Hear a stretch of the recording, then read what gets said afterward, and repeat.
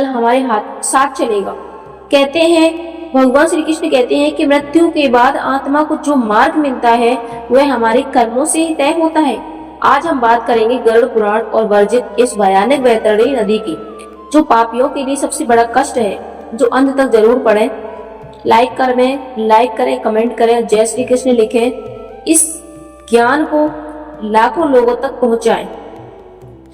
गरुड़ पुराण में भगवान विष्णु ने गरुड़ को बताया कि मृत्यु के बाद आत्मा के यमपुरी तक जाना पड़ता है।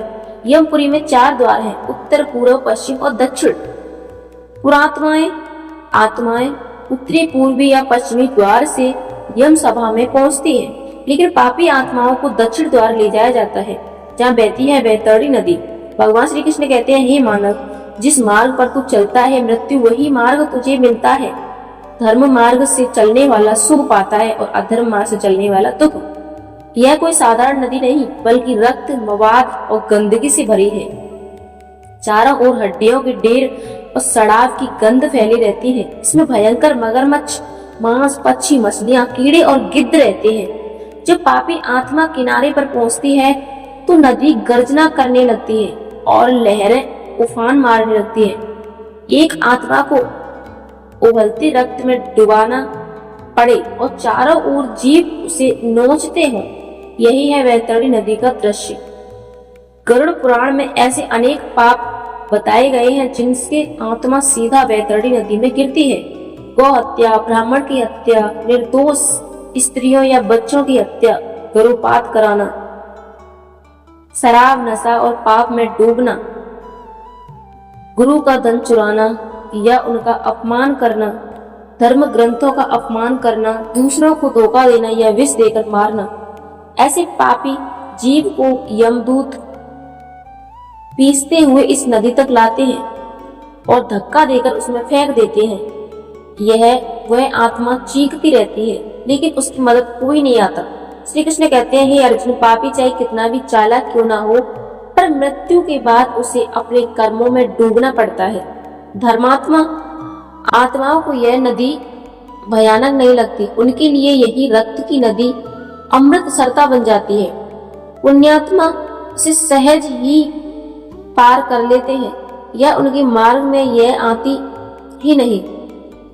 नदी वही है पर अनुभव अलग अलग। पापी के लिए वैराग्य नदी और पुण्यात्मा के लिए नदी वही स्वर्ग की नदी।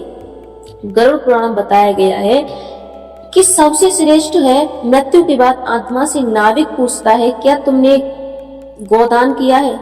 यदि उत्तर हाँ, तो आत्मा सुरक्षित नौका में बैठाकर पार कर लेती है। अन्नदान, वस्त्रदान, तिलदान, भूमिदान और धनदान की भी सहारा देते हैं। गुरु व भक्ति का सहारा। अगर आत्मा सच्चे गुरु की शरण में रही हो तो गुरु कृपा से वह वैतरणी पार कर लेती है। भगवान श्री कृष्ण कहते हैं, दान किया हुआ अन्न भूख से बचाता है, दान किया हुआ वस्त्र ठंड से बचाता है, दान की हुई गौ आत्मा को नरक से बचाती है। यदि आत्मा ने जीवन में पुण्य नहीं कमाया हो तो परिवार जन श्रद्धा, पिंडदान और गोदान कर सकते हैं। इससे आत्मा को आगे बढ़ने में बल मिलता है। इसलिए हिंदू धर्म में अंतिम संस्कार और श्रद्धा का विशेष महत्व है। यह कथा केवल डराने के लिए नहीं है, यह हमें चेतावनी देती है कि पाप का परिणाम भयानक है और पुण्य का परिणाम सुखद। श्री कृष्ण कहते हैं, हे माधव, जो मुझे भजता है, करुण रखता है, वह सत्य के मार्ग पर चलता है। उसके लिए कोई वैतरणी नदी है, मैं स्वयं उसकी नौका बन जाता हूँ। तो भाइयों और बहनों, वैतरणी नदी की कथा हमें यह सिखाती है कि जीवन को पवित्र बनाएं, धर्म और करुणा के मार्ग पर चलिए, दान और सेवा को जीवन में उतारिए और सबसे बढ़कर भगवान श्री कृष्ण का नाम लीजिए, क्योंकि मृत्यु के समय कोई धन, कोई पद, कोई परिवार हमारे साथ नहीं जाएगा।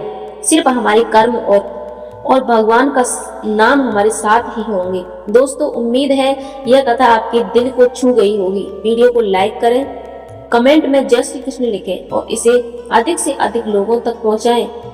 याद रखिए, आज का सत्कर्म ही कर्म की वैतरणी पार कराने वाली नौका है। जय श्री कृष्ण, जय श्री हरि विष्णु।